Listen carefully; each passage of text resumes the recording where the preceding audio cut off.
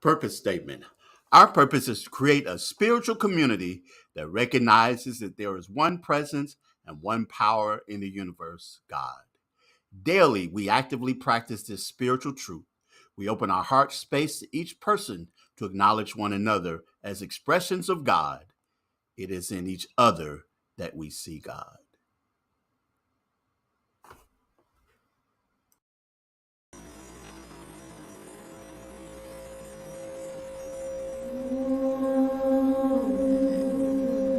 May our hearts be open.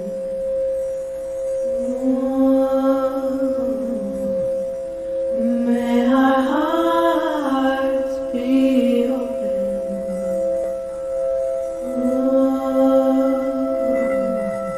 May our hearts be open.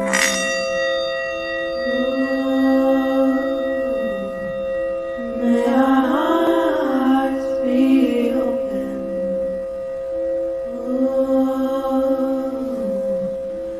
May our hearts be open.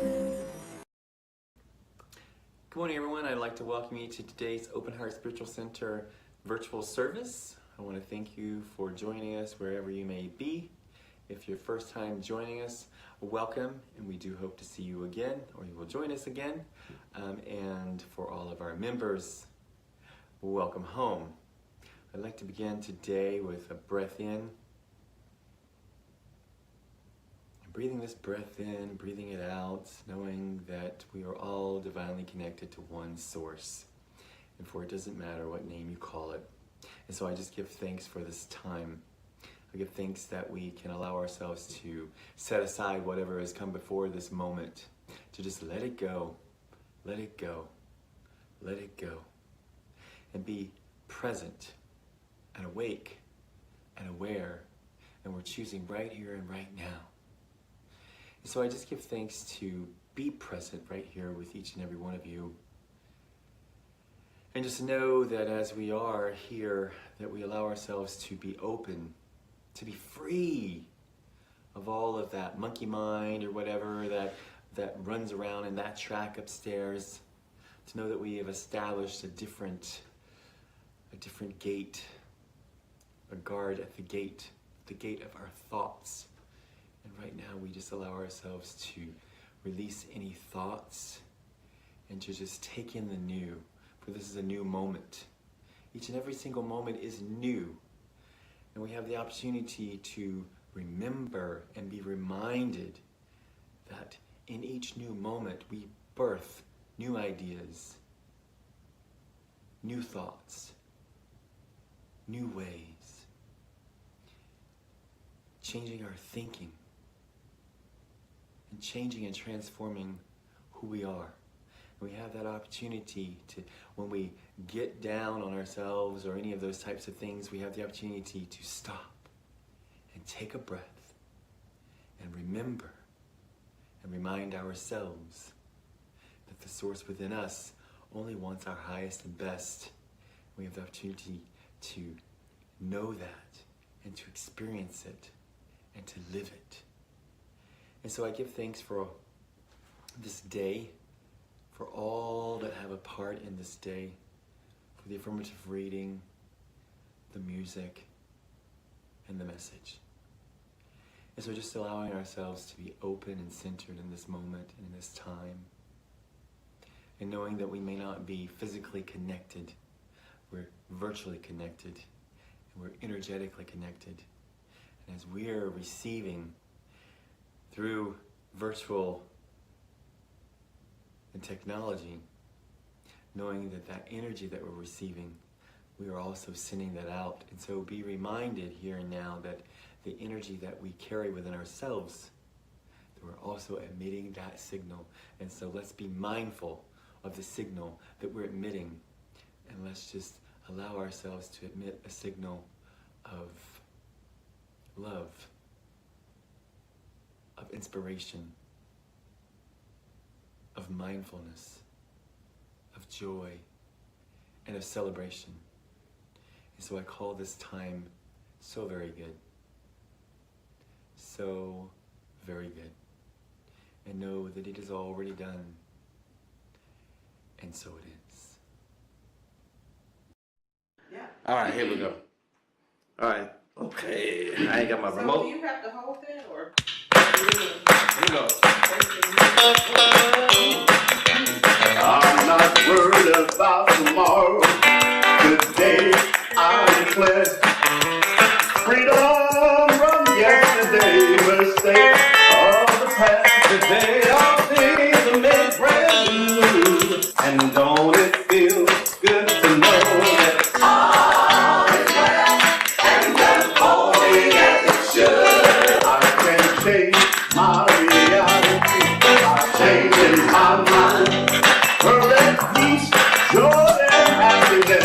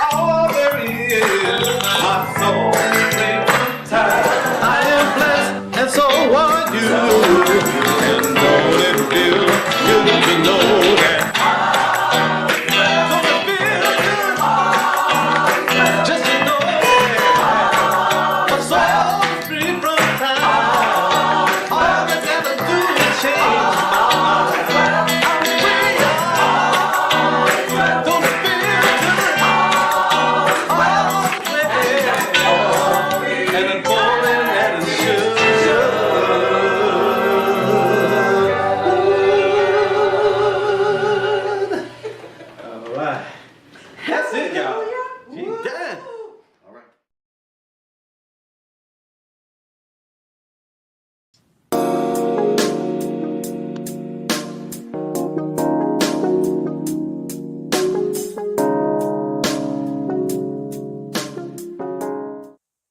What comes from the heart reaches the heart. Good morning and welcome to our Heartstream for this Sunday, October the 1st, the first Sunday in the month of October, the opportunity to see this month. I know that we have already passed into the season of fall, and I want to say to people, I didn't get the memo that summer was extending its business and operating hours, and where I'm standing right here now in Martin Luther King Park, here by the lake or pond, if you will, because I called it a lake and somebody told me, no, that's a pond. But however we term it, that it's hot out here. And but I'm happy to be here. I'm happy for us to once again to offer this heart stream to you. And look forward to some things that we have happening in this month. I know that our last Sunday, our fourth Sunday fellowship didn't happen. There was some mix up in communication with that, but that's fine. Everything was in divine right order and things will proceed. But we are planning on this month having a celebration again in person. And it's going to be the last Sunday in the month, which is actually there's a fifth Sunday this month. And what we're going to do is we're going to make it a fall party. And we're going to have some ways of celebrating and some ways of doing things that make it a really special occasion, and hope that you will join us and be a part of that. Thank you for all of your support. Thank you for everything that you do to make this Heartstream possible. Tell a friend or more about it. Share it with them. Do what you can to let people know what it is that Open Heart is doing. There are some things that are coming up that you will find out more about. I greet you. I bless you. I see God in you. Our affirmation for the month of October. I am the author of my life. I am the author of my life. My story is a demonstration of my rising up in truth, beauty, and the joy of God. My life is a hero's journey, and so it is.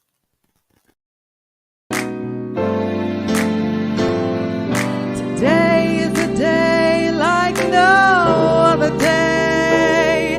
Just think and you'll know that it's true. Days like today should be holidays. So I'm singing this message to you. Happy birthday to you. Happy birthday to you.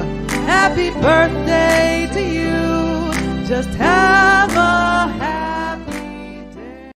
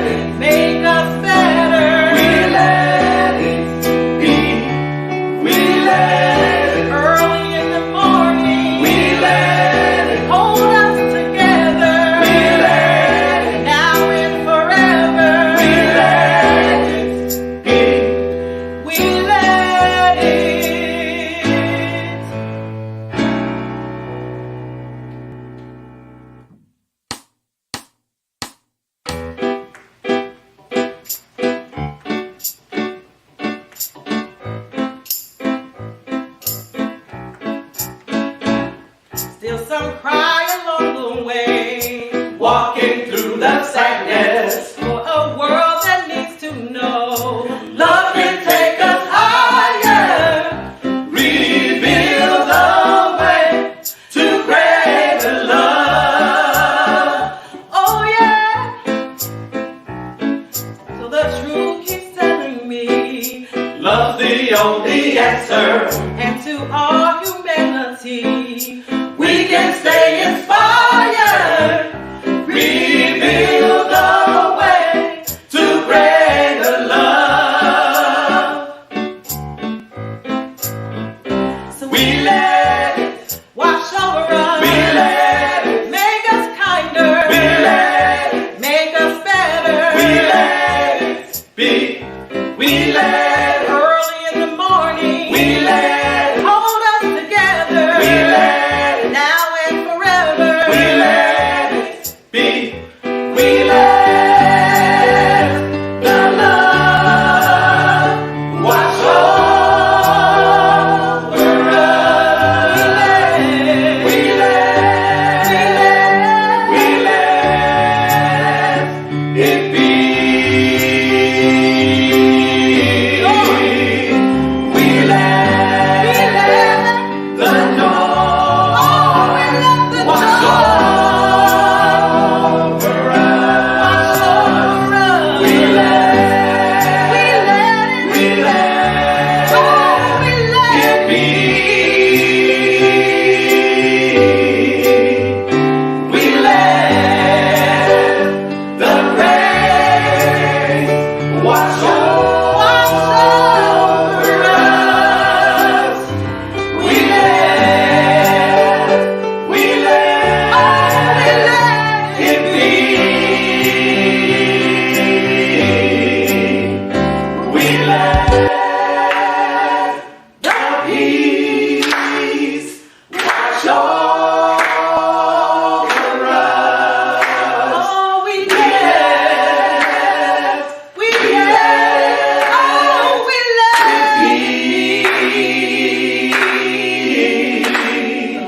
we let the love wash over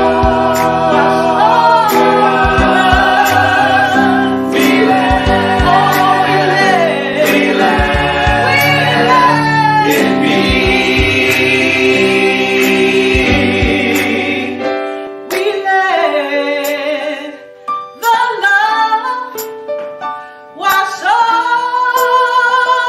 over us. We let the love, oh, we let it be.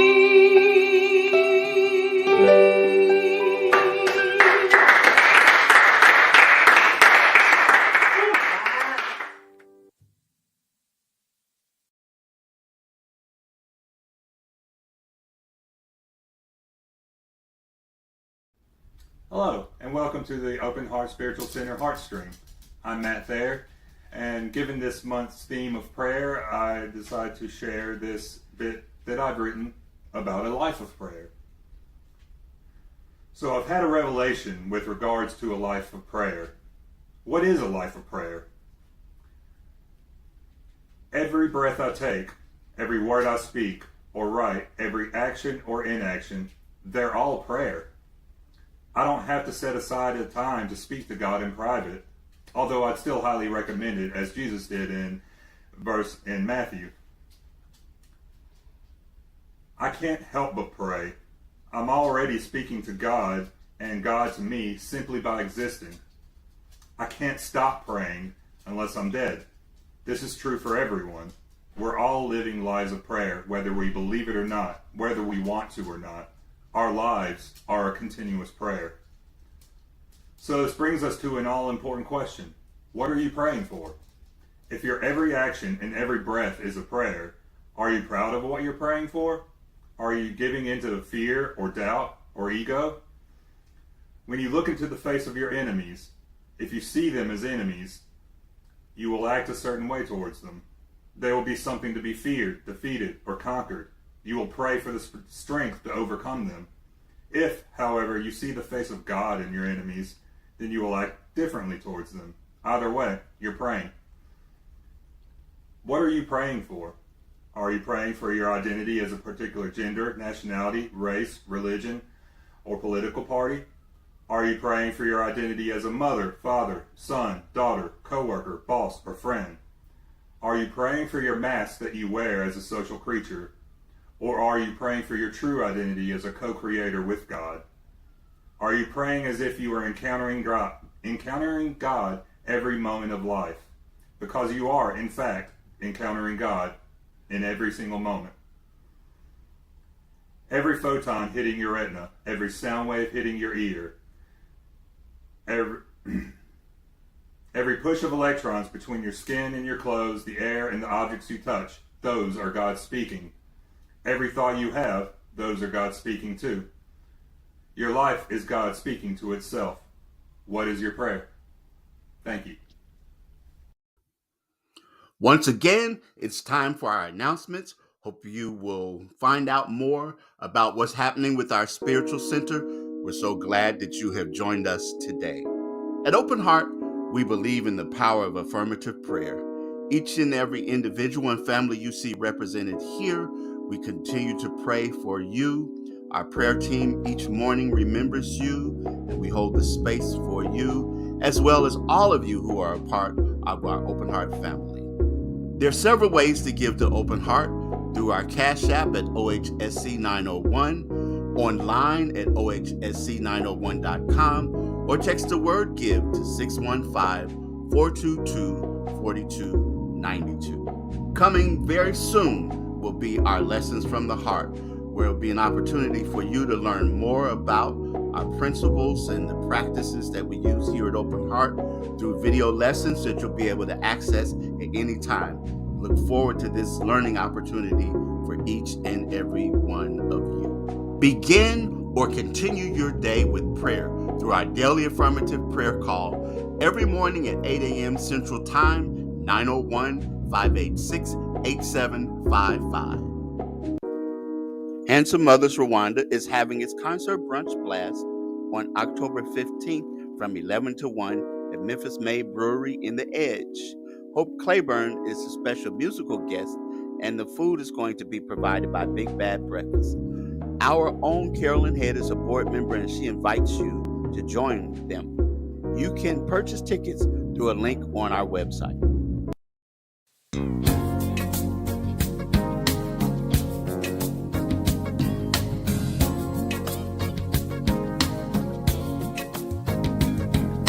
A radiant faith is my friend today, and I see my life in a different way. I'm not excited, no, and I'm not calling in despair, but I'm better than I have been. At the center of my sober mind, I am sure, I am calm, all is well, and I know that every valley shall be exalted, and every mountain laid low. I'm living in a desert, and the rose is blooming on the highway of pure love, living on the highway of pure love. Ooh. The years on the road, so narrow and long, taught me to listen to life's sacred song. Yet you hear it, and even if you fall, a radiant faith keeps me strong, and it gives me the courage to stand and go on. Feel the song and move on. And I know that every valley shall be exalted, every mountain laid low. I'm living in a desert, and the rose is blooming on the highway of pure love, living on the highway of pure love. Oh, a radiant faith is my friend, and I know that the way has been prepared for me on the highway. No dead end streets, no, on the highway. No fences high on the highway. No scattered dreams on the highway. Oh yeah, yeah, a highway. Just be exalted on the highway. You can walk into forever on the highway, on the highway, yeah, on the highway. Every day's a blessing on the highway, yeah, a highway, on the highway. You gotta do the work on the highway of pure love.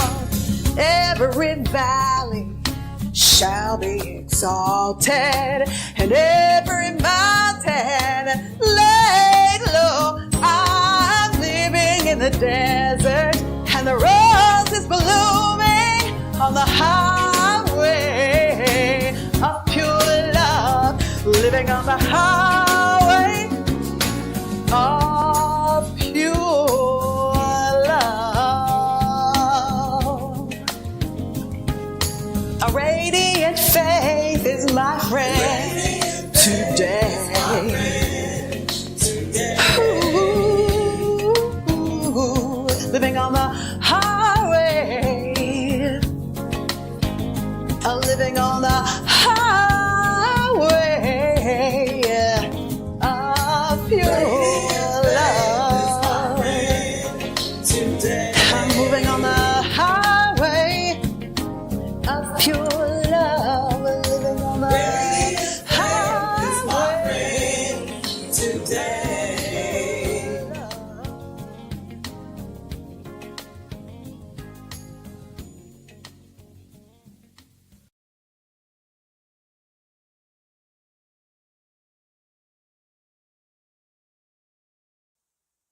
You know how there are sometimes connections that happen in life. You had no idea about certain things, and then as you start to connect the dots later, those things happen. And that was something that happened for me growing up. There was a Black History calendar that used to come out every year. We would get the calendar. I always look forward to finding out about facts about our history, because it wasn't just confined to 1 month out of the year, but it had facts and history all throughout the year. I found out later that it was put out by Universal Life Insurance Company. I didn't realize at the time the connection that I would later have to it. But as I moved here to Memphis and I learned more about it, and eventually became the pastor of the woman who actually produced the calendar, who did all the research, who did all of the writing and everything else. She conceived of the idea, I believe, also. But what was fascinating about her was not only had she been the producer of that calendar and done the research, but she belonged to many organizations and boards. And it just seemed like in all of them, she ended up being the secretary or somehow recording the history of the things that happened there. And she was quite known in the city. She was very well connected. Frances Hassel was her name. And I can remember when she made her transition and it was time for the funeral. And I knew that the funeral was going to be heavily attended, well attended, because of her connections, because of her standing in the community. And as I was putting together ideas about what it was that I was going to say, I thought back on the fact that she had done so much recording of history and writing things down and all of that.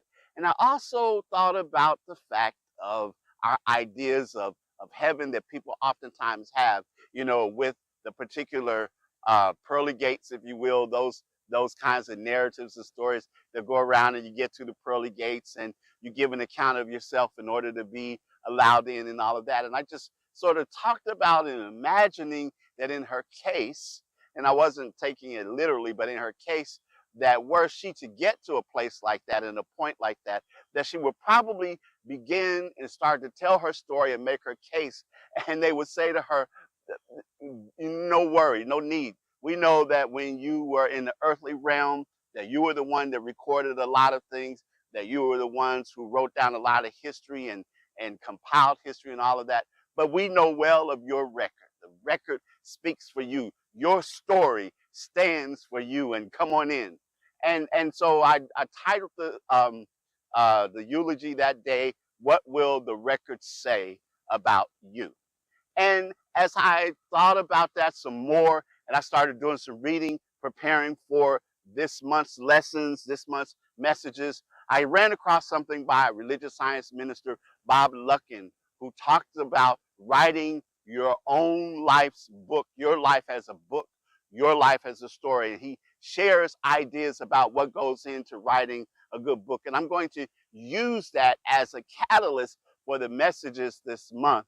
And I'd like to talk about the fact that each of us, whether we realize it or not, are writing our own story. This is the time that we are writing our own story. And I can think about Cedric Moore, whose birthday was celebrated on yesterday, who would say, everybody is a star and love your own story first. But the idea that each of us has the opportunity, and it's one that we should take and take seriously, to live our lives in such a way that we are writing our own story. And writing our own story, there's some things to consider. And the first of it is that the story ought to be about you. It ought to be your story, not somebody else's story. And I know that that sounds obvious, but we live in a society where there are sometimes people who feel as if that there's something noble or something even spiritual about deferring to other people and making everything about other folks. And I know that oftentimes I will encounter and see people who are just in that predicament where they have allowed their own lives, their own hopes and dreams to be obscured by other people in their lives. And so they are not really writing their story, but they're involved in somebody else's story. So the story is about you. And it's not about being egotistical or selfish or self-centered or any of that. There's ways to find balance for that I will talk about. But it's about recognizing just how important you, did I say you? Yes, you are to your story. You are a central figure in your story. There was a woman I used to hear talk, and I always knew that there was something strange about her manner of speech, and I couldn't quite put my finger on it at first. I would listen to her, and then one day it dawned on me that whenever she spoke, she rarely, if ever, used the word I. She rarely, if ever, referred to herself. And sometimes it made for awkward sentence structures because she would go out of her way to avoid that. And I remember the fact that there's some people who have been taught. You know, you hear that the least important letter, important letters are Y-O-U, U, and the least important I. And I think that she probably took that to heart, took that literally. And so she didn't refer to herself at all. And so whenever she spoke, if there was an occasion or a part in the sentence and what she was talking about to use the word I, she found other ways to do it. And it just made for a kind of awkward sentence structure, and her speech even, feeling like something was off.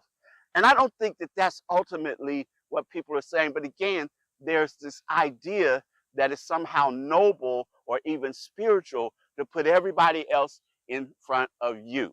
And I'm here to challenge that, because I know there are many of us who do challenge that and say things, but it's important to understand that you come first, to take your own sense of self and your own priority first. You can think about the announcement when you're on a plane and they talk about in case of emergency, if the oxygen mask drops down, to put yours on first. You've got to take care of yourself first before anything else. So the first point is to understand that the story that you are writing with your life in the way that you live your life is about you.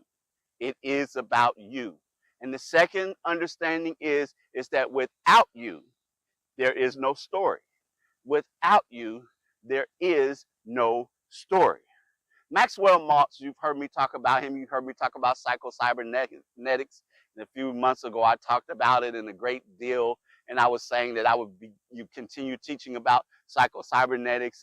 And honestly, I have been this whole time, but I just haven't called the name much or said much in that way. But a lot of the teaching is very basic to the understanding that comes from that has been so instrumental in my life. And so he tells the story, though, how he got about creating the book in the first place is that Maltz was a plastic surgeon. And he found that he had patients that would come to him, many of them who were disfigured and they were scarred and they had other things going on with them. And as he talked with them and he found out that oftentimes the disfiguration or the scars, or even just they wanted some improvements in their appearance, those things were holding them back in their work. They were holding them back in their personal lives, holding them back in so many ways and so many things. So he would consult with them, he would talk with them, he would perform the surgery. But he noticed something interesting. While many of his patients, once he had corrected whatever it is that they had come in for, their lives improved. They got better. But there were other people who came in who had the surgery, but they didn't change. Nothing changed for them except for their appearance. But the way in which they conducted themselves, the way in which they thought about themselves, nothing had changed. And so he came to the conclusion that an important aspect of life, an important aspect of being successful in this journey called life, is our own sense of self and how it is that we feel about ourselves and seeing it from the highest. And he tells a story that I think is quite interesting. He had a patient that came into him. He described the man as being, very tall and athletic looking, who had a sense of grace and dignity, but who felt like that his lower lip was a little bit larger than he would like for it to be. He was of West Indian descent. And as he came in and he talked with Dr. Maltz, he mentioned the fact that his receptionist was really taken with this guy because he was so charming and there was just a presence about him that completely filled the room. And so as he was talking with him, he learned that he had a girlfriend that he was very much in love with and hoped one day to marry, and how he had showered her with gifts, lavish gifts, spent a lot of money on her. They had traveled around the world and there were so many things that he was doing for her. But he still wanted to have this plastic surgery. So he, in fact, went under the knife, had the surgery done. And he went back and told the girlfriend that, look at me, I've changed my appearance, and what do you think? And she started asking about how it was that he had paid for it. And when he told her that, it wasn't true, but he told her that he had spent all of the rest of his money on the surgery, she became very angry and just livid. And she ended up breaking up with him. But not only did she break up with him, but she also placed a curse on him as she left him. And when he heard of that curse being placed on him, because he was from a particular family and culture who believed in the efficacy of curses and all of that, he suddenly began to feel himself ill. And not only that, he noticed that there was a place on the inside of his lip that there was a bump there, and it seemed like it was growing. And he consulted someone else that he knew some things about curses and all of that. And they told him it was a dreaded bug and he didn't have much longer to live because of that curse. So he went back into Dr. Maltz.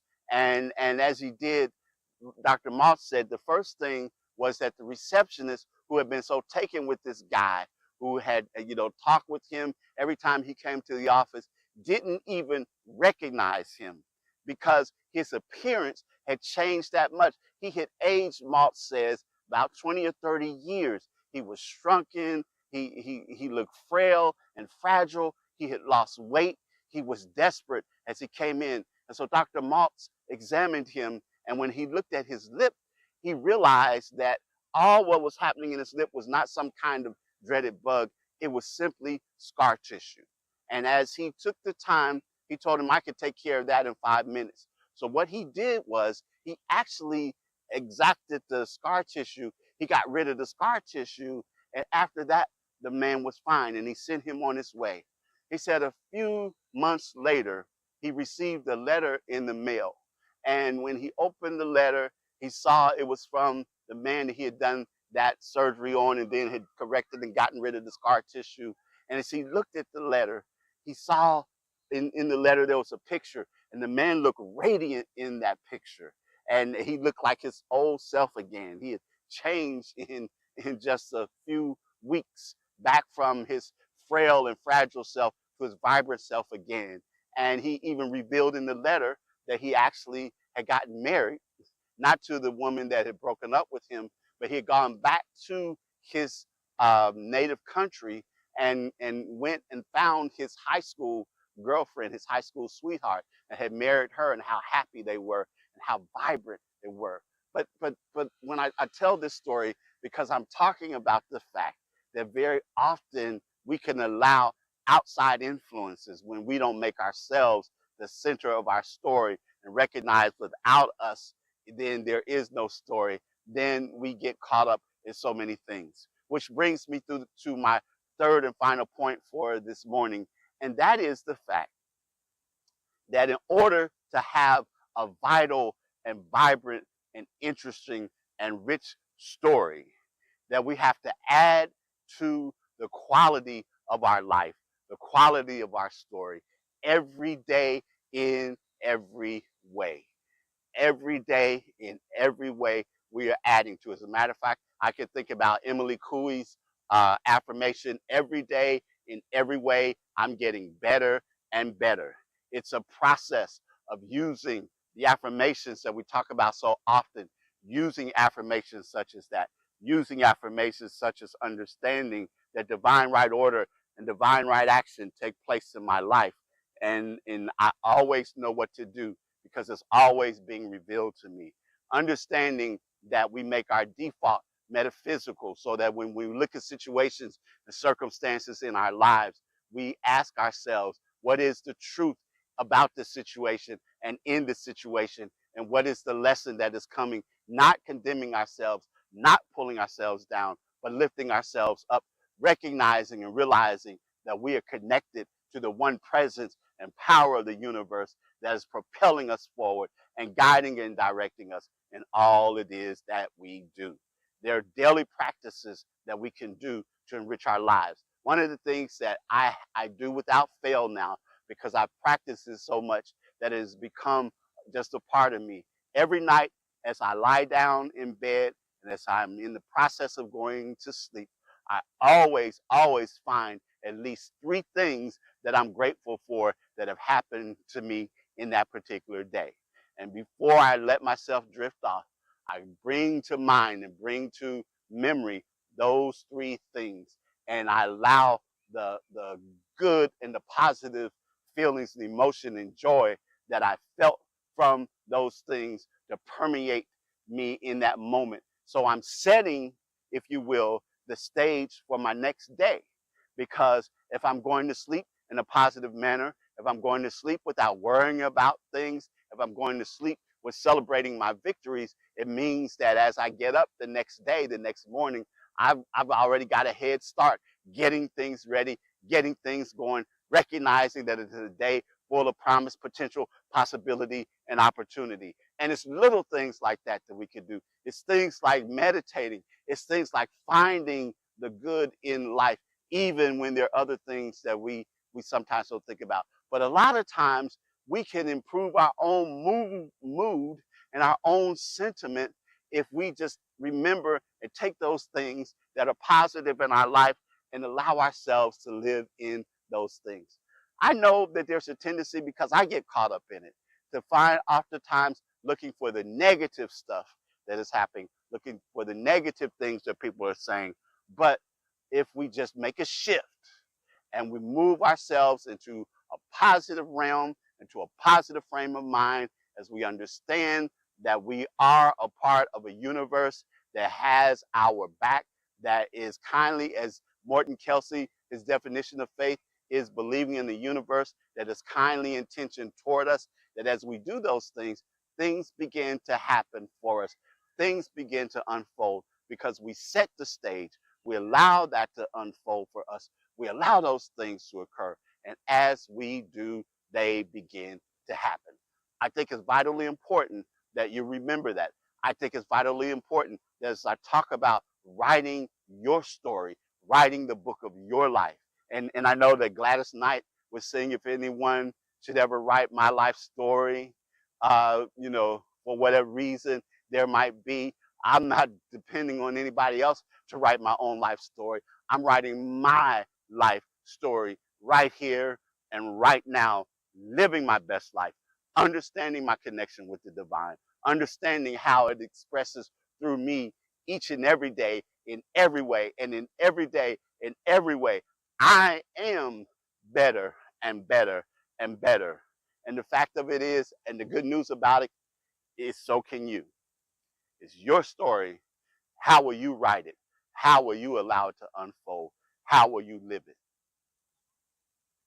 And so it is.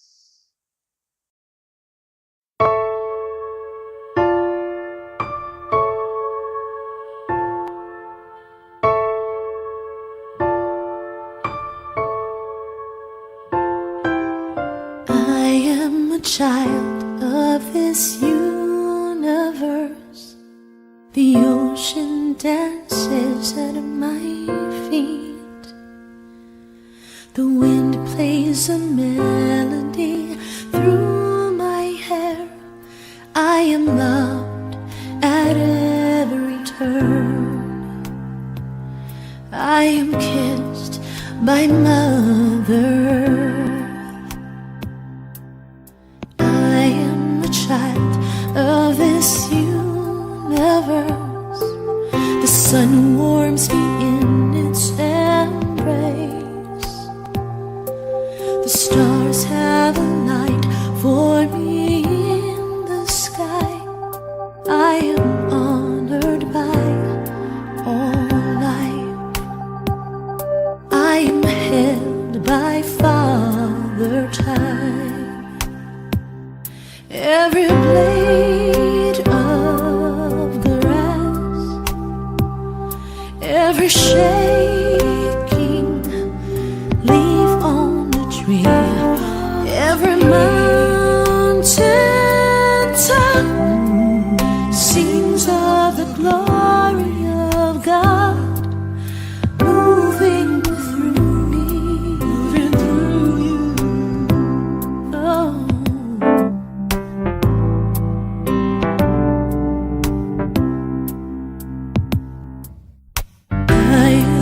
Child of this universe, through my breath all of life can breathe. I plant the seeds with my every dream. I can love at every turn. Give a kiss to my